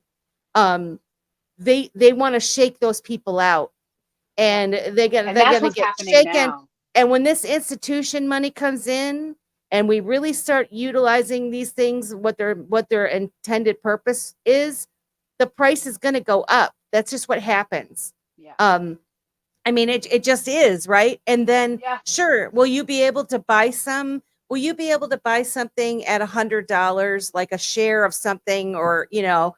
I actually, Keda, when I first came into it, Mhm. all the Bitcoin people were saying, it's not like stocks, it's not a share, it's not this, it's not that. Okay. Right. Which I understand why they were saying that. However, it's still the same Still the principle as same far as principle. It is. if Absolutely. you can buy something, for example, XRP, if you could Mhm. buy right now, you can get them 2 for $1. Okay. If you Yep. could buy something like XRP 2 for $1 right now, and you research the company and you research XRP and what a tool it is and what it's going to do, and look at some of the different whatever, it's going to be more. Say maybe it'll be $100 someday, maybe it'll be $1,000 someday. Okay. When do you ever get that opportunity? Well, the thing about it is that and that's the reason why I'm so staunch on I'm not telling anybody anymore. Because at the end of the day, we are getting this at pennies on the dollar. Pennies on the dollar. There's no excuse. There's no None. excuse. If you got $10, you can go right to Uphold and you can purchase yourself some XRP. Okay. Yep. It's not, this is not rocket science here. Okay. All you have to do is hold it. The studies show the longer you hold something, the more money you're going to make on it. Okay. Yep. And the thing is if Yeah. we have people that, as you said, are coming in and trying to make a quick buck. Yep. But that's not, we're here for the long game. Yeah. T.O. Trini, what's up? Yes. What is happening? You know what, Keda? I was listening, and I don't remember whose show I was listening to this morning as I was getting ready for work. They told a story of this this woman, her father passed away, and he had bought a bunch of Bitcoin for $1. I think it was I think the person said he bought it for like $1. Okay, a whole bunch. Like I think she ended up with like 750 Bitcoins. Okay, because why? Because her dad was either her dad or her grandpa. I can't remember. They just bought some and forgot about it. Okay, bought it a long time ago. It was one of those things where we'll just buy a chunk of these and then you forget about it. Okay, same thing you could do right now for your children, your grandchildren. You got $100, throw $100 at XRP or just take your pick. Look at some. I personally like XRP, and throw $100 at it and forget about it. And what do you got to lose? I mean, if you don't have $100, I get it. $10, 10. I mean, even can you imagine if somebody gifted you 10 Bitcoin right now? Oh my goodness. Right? And not When to you bought it, mention, you already know that you listen, we talked about the Satoshis, we talked about the drops. Can you imagine? Because they have those there specifically for micropayments. And they haven't even started doing that yet. They haven't even done it yet. Yes. Done it yet. What does it say? Great Titan says might have to go to UAE soon as things take off. Crypto friendly places get a crypto trust. Amen. Yes. Yeah. Amen Yeah. to that. And not to mention, I'm not going to say I'm not going to say anything negative about Dubai. I definitely want to visit there. I'm not sure if I would live there, but what I will say is that it's one of the places that does not charge you taxes on your income. It's amazing in that respect, and that's why a lot of people want to move there. You know what I mean? And it is very crypto friendly, very digital asset friendly. So, you know what I mean? You have to think about it's almost like kind of go where you're wanted. Right? Go where you're wanted. I am, for those of you that were trying to get those links that we were sharing early regarding the worldwide web of consortium. Yeah, I'm going to post that, and then I will also post the link. Did you post the link you said to the? I don't have the ability to be able to get into the daggone chat. Like, actually, I can see it, but I can't type into it. I was trying to, but it's not liking it right now. I can't. For some reason, it doesn't let me copy a link, or it doesn't let me click a link either. Right. When it comes to that, we'll find the link to that book and I'll post it under Yeah, the the name live of the book stream is on X. Becoming Your Own Banker. Becoming Your Own Banker. That's the name of the book. Becoming Your Own Banker.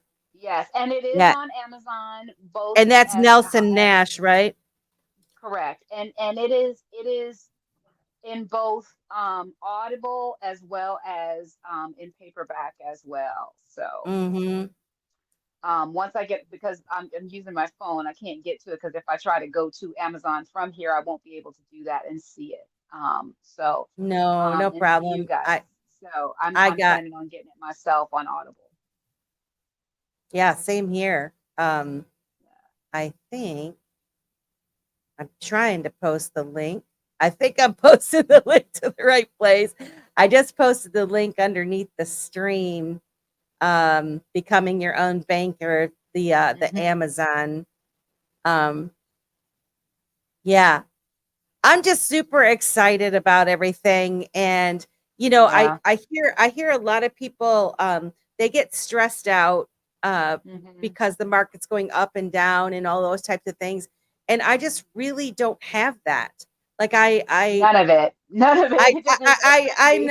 I'm not worried at all. Like Not at all. I'm totally not worried. Um What does Lewis say? No emotion. yeah, no emotion. No emotion. Yeah. So yeah, Um I feel that. I feel that. Like it's never been so evident as to now. I will say if you start making moves based on emotion, you're going to have issues and problems. You're going to lose every single time. Every time. yeah. Yeah. Yeah. Every time. I mean, So that's the thing is, you and I have talked about this before where it's much like the 401k mentality or a pension mentality where you're putting money away. You're putting money mhm. away, it's getting taken out of your check, you Yeah. never see Yeah. it. You can 401k. set up Yep. you can set up something just like that. Here's something. Okay. So I have an employee that she's getting a new job, so she's leaving. And here's what I told her. Like this something that popped in my head because I can't touch any of my money that I've put in because I'm still an employee. The only way Mhm. that I can get any of that money is by taking a loan. And Mm. we changed the policy. So now if I want to get a loan, I have to go through my boss will see and want to ask the reasons why I need to take a loan. So What? I don't oh That's yeah. just like a daggone bank. I don't even like it. But so anyway, this person is leaving and she's asking me questions, which I'm not actually allowed to tell her anything too much, right? Um, I'm not allowed to give advice or anything like that. But she was asking me on the side and I said, move your money out of because once you are not an employee any longer, then you can take your money out.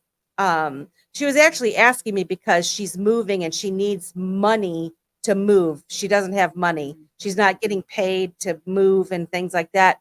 And Mhm. so I'm like, you're going to have taxes on that and everything else if you start taking some of that money out. But what I said was, what you need to do is set yourself up, look for places that you can put that money yourself, where you can Mhm. have a direct rollover. Now is your opportunity. Do not roll that over into your new employer because your new employer, they'll have a 401k plan and you can have a direct rollover into that plan. But then you got the same problem where you can't touch your own money. If you open up Mm. your own IRA or your own 401k, like look into things where you can invest and do a direct rollover yourself. That's the way to go. Plus she's close to 50s. So like, I mean, there's all kinds of cool things that this woman could do, but I can't tell her. I can't advise her, but like even if you even if she's going to take a penalty, a hit on the taxes or whatever, she could put that into a crypto Roth right freaking now. Yeah. And Yeah. I mean, there's so many opportunities. So I guess for those of you that are making life changes and you have things coming up, don't forget about your 401ks and what those are. In fact, you might even have a 401k from a previous job that you forgot about, because I have that too. I try to track down past employees to get them to move their money out of our money, out of our plan. And it's an opportunity for them to move it into whatever they want, that would be a direct, a qualified rollover and that sort of thing. But I'm just saying, there's so many things to think about, and we have the greatest opportunity ever. And just because you don't have a lot of money right now, you might expand your thinking. Like I said, is there a 401k sitting out there somewhere that you forgot about? Or an IRA or something that you could roll over into these opportunities? So, take an inventory, start thinking about it, and start figuring out different ways that you could probably save, automatically invest into some of these assets, whether you do it through Uphold or, now you can do it on PayPal now. I mean, there's all kinds of ways you can invest little by little. And there's also, a little known, fact is that if you're on the XRPL or you're on the Zaman wallet or the Zum wallet, whichever one you want to call it, they do have an option for you to be able to escrow your XRP. Wait a minute, say that again. I missed that.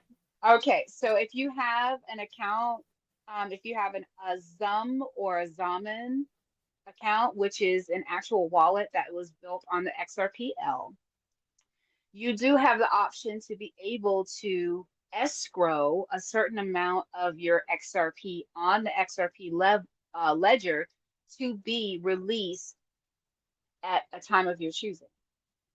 Mm. So I don't know if you know that. And that's a way, if you are looking to either have an account for children or, something like that, it's held to the side. They cannot touch it. They can't do anything with it until the time that you have put in there for it to be released. That's a way to check yourself before you wreck yourself too. Huh? Thought process, message, that kind of thing. I would love, the Big Jim, pay attention. New mindset. I like to say, I like to say, give attention now. I try not to say pay anymore, like pay, because we are paying. But I would love sometime for somebody to do a show with me that knows about it, where we can walk step by step on how to set up this. I know. I know. Miss Cat Blue knows. Yeah. You know who else knows? Who? Selfie. Oh, Selfie does. Selfie does. See, She's the one that I learned it from. I learned this information from her. And all I can tell you is it is a wonderful way if you wanted to put some funds aside for your children or for whomever, you can do that and escrow it. And they would have, their own wallet that's specifically for that. I wonder if she would come on, like, I know she probably doesn't want to go on camera, but I mean, we can even put her off camera. But I mean, I just wonder, like, I would love to be able to, have a video, like a step by step. This is how you do it. Because I'm embarrassed to say I don't have a Zum wallet. Okay. And as much as I'm into XRP, you would think, and in fact, I've won now 2 contests. I won 2 contests, and they're like, "What's your Zum wallet?" And I'm like, "I ain't telling you what my wallet is because I ain't got one." But I actually don't want. Here's the reason for those. If anybody is listening, that I won a contest. The reason I am so busy right now, I need to set up a separate wallet that I would receive such a prize. I don't want anything attached to any of my other stuff. You know what I'm saying? Like Well, I, Zum I like to Wallet is the keep, way to do I like that. to keep it separate. And so I really just haven't had time, and actually feel really bad for winning the prizes and not accepting them. I wish that I could delegate them to someone else, because I feel bad about it. But the reason is that I just need to set up a wallet that I can send that I'm comfortable giving to someone else right now. What I will say to If you that is makes this. sense. What I will say to you is this. Zum is actually a really, it's first of all, it's in beta. So it's not actually like it's in um it's in product. And it's also changed names. So it was Zum, now it's Zomin, Yep. right? Yep. But what I will tell you is that it is built on the XRPL. Okay. It is a hot wallet, but it can become a cold wallet with the Tangent cards Hmm. that you can get, which will actually have your keys on those cards, so you would be able to utilize it. Right now, the thing is I will say that you can get Evernode on there, on the Zum wallet, because it's through the Zuhao network, which is on the Zamen wallet. Okay. So what's interesting also about it is that Topper is also utilized on Zamen to be able to purchase different digital assets. Now it's also built onto the XRPL. The cool thing about Topper is it was created by Uphold. Mm. So you can And you I get the trust Uphold. security of that, and I do trust I Uphold. do. One of I the like Uphold. only one of the only exchanges that I do trust. Same. Um, uh, Same. so at the end of the day, you do have that promise, right? Hmm. And because of the fact that you utilize Topper, then you're not going to have the same fees that you would have to be able to purchase it on Uphold and then move it. You see what I'm Can you saying? please can So you please tell me what Topper is? Topper is it's an exchange. It's an exchange that's on the Zamen Okay. wallet, and it is the way for you to be able to purchase that and GateHub. So GateHub Okay. and Topper are both on there, but Topper was created by Uphold, and you can utilize it to purchase XRP and a couple of other assets as well. Now, Can I to ask you one go, more question? Can I ask you one sure, more of question? course. Okay. So right now, in theory, I could buy XRP, say, from Uphold, and send it to my Zum wallet. But You could. what you're telling me, within my Zum wallet, I can Hmm. actually buy XRP On Topper, yes, on absolutely. Topper. So it's Yes. kind of like whatever. It's a D app. Y- yeah, I got you. Yeah, It's because a there's other decentralized app. there's other wallets that use other apps where you can buy, and they're just using Topper, which is an Uphold product, which is a company that I actually do trust. So And not I'm only like it, that, it's I'm also getting it. built on the XRPL as well. So Okay. Topper was built on the XRPL. Yeah. So Mm-hmm. those are, Mm-hmm. all of those. When I'm looking at it, I'm always trying to find what am I going to find the best value in. That's Mm-hmm. one. Two, are the fees going to be crazy? If I buy it on Uphold, I'm going to pay a fee to purchase it, right? And then I'm Yep. also going to pay a fee to send it Yep. someplace, Yeah. right? So if that's the case, and I can do all in one stop shop on Zamen, say I'm going to purchase it here, pay the fee for that. I don't have to worry about sending it anywhere because it's going directly into that account. And then you can escrow it. That part, How many all of X that. how many escrows can you have in one wallet? You can only have, okay, so here's the thing. If you have your actual bucket, right, of whatever your assets are, okay? Mm-hmm. What you're going to do is you're going to actually do a separate wallet for your escrow, because whatever's in that wallet is what you're escrowing. You Yep. see what I'm Yep. saying? So, Yep. and on Zamen, you can have multiple wallets on the Zamen wallet. Okay. You can have multiple accounts. So what I did was I took a certain amount, I put it into a separate account that gave me different keys for it, Yep. right? Yep. And then Yep. from there, I went on ahead and did the escrow option, because that's also one of the D apps that's on the Zamen wallet. Interesting. I would love to have a show where we talk just about this stuff for 1 There you hour. go. Like We can do it. honestly, like baby step it out, and you know, I can ask my questions, because I mean, in my defense, I guess I should say, I am doing so many things right now. I like, you know, having a full-time job and a couple of shows and researching and doing all these things, and Yeah. I don't do anything crypto related quickly.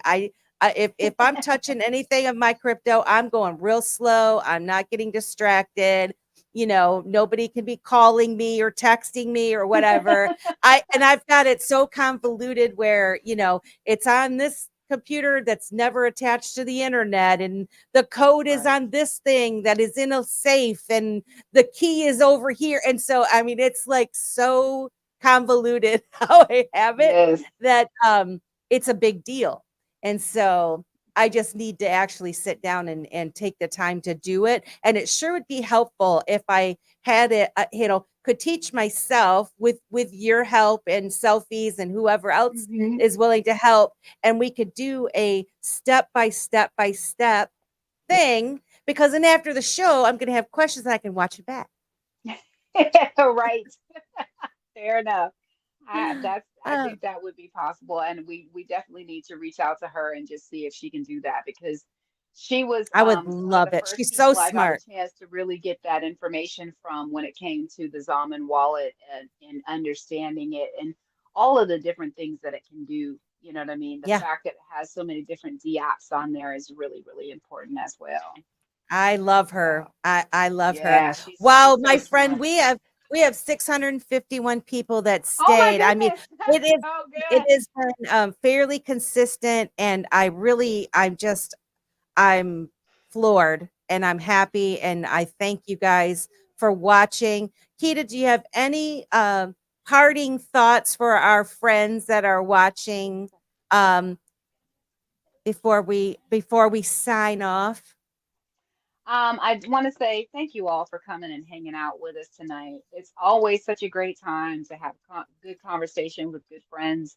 Melissa, who has become one of my very good friends, and so stinking smart. Mr. Man was freaking amazing, and Simon, as always, adding the heat. So I want to thank you all for coming out, listening, and becoming a part of this particular conversation, giving us the gems and the information. We appreciate you all. Don't forget about the book that was mentioned, Becoming Your Own Banker. Yeah. And don't forget to dip a toe into crypto, because, we need more people in the know. Oh, I love it. Well, and I just want to thank everybody again for coming to the show. We have a surprise next week. Alan Staple from the Staple Crew Nice, has nice. offered to co-host with me, and so it could end up being a three-way. You never know, Keita. We'll have to Ah. see. But Don't I be know fresh now. I'm that just kidding. actually, I'm all Don't be like, fresh. you put your foot in your mouth at the end of the show, Melissa. But it was Jeez, good. oh, But it was please. good. It was good. I'm It was telling good. you. But anyway, we thank everybody for coming. Join us again next week. And if you would please like, share, and subscribe, share this out, join our channel. I think we have like 40 people on YouTube so far, and we have 650 people watching. So just if even a smidgen of those people would go over and follow our channel and help us grow, we would so appreciate it. And Keita, I want to thank you for co-hosting. You're always a great addition, and I appreciate you so much. And I appreciate all of you that come that are in the chat. And until next time, we will see you guys all next week, and we hope you have a good rest of your day. See you Peace later. out. Have a good night, y'all.